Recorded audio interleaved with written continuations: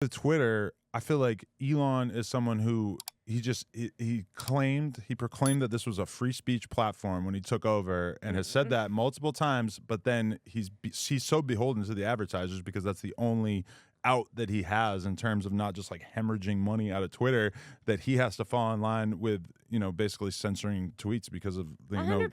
really innocuous words like sex. Yes, and let's not forget that Elon is completely full of when he says that. No one has banned more of it. Even Elon arbitrarily bans people. He arbitrarily restricts people. He arbitrarily bans accounts he doesn't like. Whatever. He runs the platform. It's his prerogative if he wants to do that. But don't come out claiming that you're a free speech maximalist when you're not, Yeah. I mean, I still like my main grudge about him was in terms of like things he's done that really stand out to me is when he tweeted the conspiracy theory about Paul Pelosi getting attacked because he was having some sort of like gay sex encounter. And then he deleted the tweet, but never acknowledged it afterwards, never apologized for it. And to me, that's just like, I don't want to live in a world in which like the most powerful man in the world is like spewing conspiracy theories and like not the fun ones, not ones that you could kind of be like, well, maybe he really believes that, but like things that there's no factual basis for. Yeah, he's gone off the rails. Like if you look at what he shares, like he's super radicalized. He's super anti-LGBTQ. Like it's just weird. I don't know. He's gotten really radical and Because he's all in on the Great Replacement. Oh, 100%. Every day he's tweeting something about that.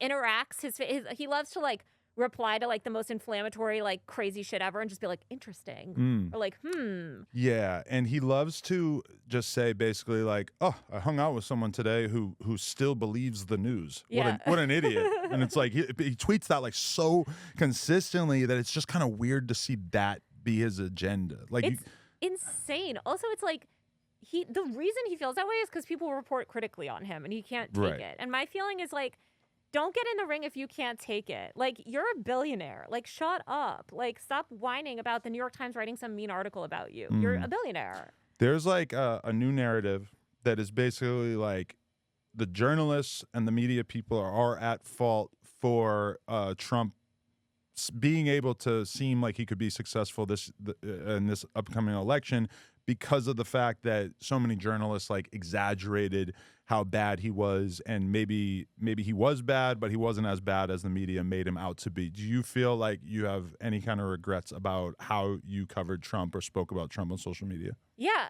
I covered the 2016 election. And my Snapchat show was covering the election. I was in the room when Trump was elected in 2016 at the Hilton that night.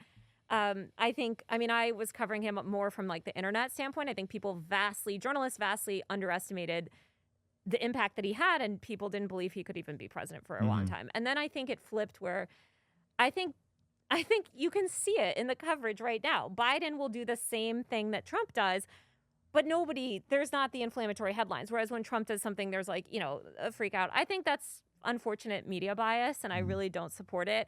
I think if people were to go through my work specifically, I completely stand by everything. I think I am very fair and accurate, and like, look, Trump did a lot of crazy shit and is worth reporting on. I also think that I wish people reported more critically on sort of everyone in the political world. I'm not a huge fan of politicians generally, and there was like a day that I remember very fondly where I was sitting at the coffee shop and I realized I first read about the Grab Her by the Pussy tapes. Oh, yeah. And I felt, this is it. There's no president has ever said or done anything like this. There's no way he could survive this.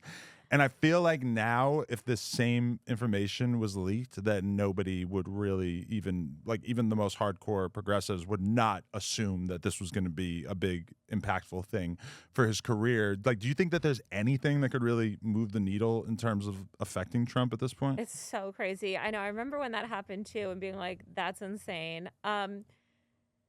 I think so much has been normalized, like so much of the really toxic stuff that Trump kind of brought forward in our culture, just in the sense of like this antagonistic relationship with the media, this sort of hostility towards certain groups. Like, I think it's just been completely normalized now, and it's not shocking to anybody anymore.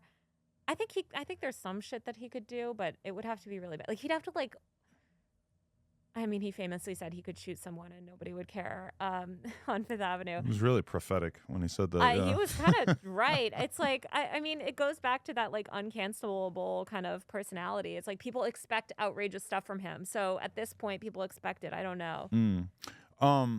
So there was this viral moment of you crying on an interview that you did, and then soon after that, I think that you said that MSNBC was like worse than Fuck MSNBC. Okay, so how did this whole thing go down, and how was it misrepresented? Let me clear that. Like, I could talk about it all the time. No, so first of all, the New York Times books me on this interview with Kate Sawson, a fellow journalist who's non-binary. We're on this interview about like women dealing with online harassment, whatever. This is whatever. It was kind of like not the best time. I had just lost a friend I had actually lost 3 friends in a row, unfortunately took their own lives like within a very short period of time. So I'm like already emotional, like whatever, I can't cancel this interview because we got Kate here, whatever. 3.5 hour long interview. I'm reading graphic rape threats, death threats. Like they have me read all this shit. She's like, you know, pushing me and pushing me and pushing me. The end of the interview, the last thing at the interview, I'm talking actually, I don't give a shit about Twitter harassment, by the way. They like dishonestly framed it as if it was like about Twitter harassment. I'm talking about the stuff that they've done to my family because my family has been driven out of their homes, like had crazy, I mean, the type of shit that like my family and friends have had to deal with because of these psychos online is insane. So for like 1 fucking second, I like teared up because I was honestly just like, I'm fucking exhausted. I'm tired. I'm dealing with this emotional shit from like my friends and like, I don't want to be here. And this woman is just like going at me and like having me read the shits. And I like do it. And then I'm like, okay, well, you're not going to use that second where I'm like crying. Like, cause right after that, we cut the interview. We're done. What do? They make the 3.5 hour long interview. First of all, they misgender the colleague that I'm with, which is fucked up. And then they had to label that on all they the like the whole segments, thing is just like an embarrassing comedy of errors.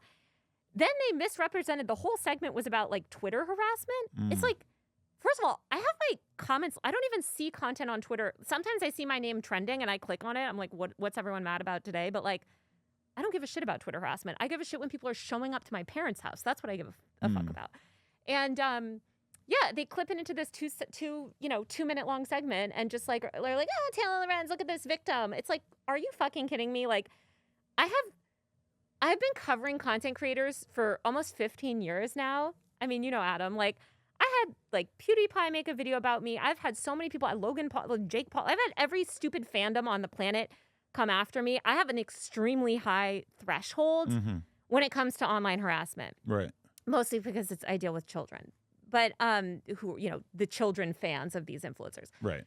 So like, I don't care about Twitter harassment. I care, again, that people are, I don't even want to get into all the stuff that's happened to my family, but like, that's what I care about. And that was just totally lied. But so now you're kind of in the position where you agree with one of the common right-wing critiques of a place like MSNBC because they basically 100%. They did to you what the right would say that they do to Trump and everybody else, right? And let me just be clear. I've always had a problem with TV news. And I made I mean, when I was a blogger, I've been very critical of the mainstream media my entire career. That said, and I think that especially cable news, all cable news is exploitative, it's misleading, it's extremely partisan, whether you're on the left or the right. They're pushing a narrative on cable news to keep you entertained. It's just the reality of that business model. Here's my feeling about journalism and all the people that are like, okay, so destroy journalism. Let's all get our news from YouTubers or whatever. I do think that there's a need for journalists, good, honest journalists. That was an experience with a non-honest journalist, and I would never agree to that again, honestly. I don't trust people. It sounds like everybody that yeah, sure. It sounds like everybody who I've ever had a conversation with who was on reality TV where like so many people feel like they can go into the reality TV arena and be successful and don't realize that you do not stand a chance. Like whatever narrative they want to get off about you, they're going to be able to do it. And no matter how, well-meaning you are or how well you present yourself, it's just not going to happen because the incentives are for them to make something salacious. And from their perspective, that probably was a successful segment, right? They bragged about it internally. Somebody forwarded me an email where they're bragging about how many YouTube views it got by using my name as clickbait and an image of me crying.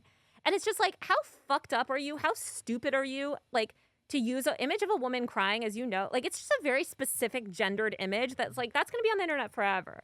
So yeah, I hate MSNBC more than Fox News, honestly. I do, because at least Fox News, it's like, you know what you're getting. I don't, if they want to yell about me, whatever. But I hate all cable news equally. Did that change how you viewed the work that was coming out of like some of the places that you've worked? Like maybe like, oh fuck, there maybe are some things that come out of the Times or the Post. I've always some of my earliest blog posts were bashing the New York Times. Like I have always been somebody, which is why I was so surprised when they wanted to recruit me. I also ran like somewhat extreme, like I mean, I've made very like critical statements about the media my entire career. I feel like that again, that doesn't mean that I don't think that I think it's really important to have journalism. The reason that we need places like the New York Times and the Washington Post and all of these places that, yes, they do a lot of fucked up stuff. Sometimes I see stuff on the website that makes me want to die. I'm like, oh my God, I can't believe I work from this place. What are they publishing? But they give journalists resources to do investigations. I mean, we did this phenomenal series last year on like the AK-47. I think it was the AK-47, of just sort of like guns, how this gun manufacturer had sort of become so commonplace, why it's used for certain shootings. Like, there's just investigations like corruption. You're not going to get 9 months to investigate something when you're a content creator. You're on this churn. And at least when there is controversy about something posted by the Times,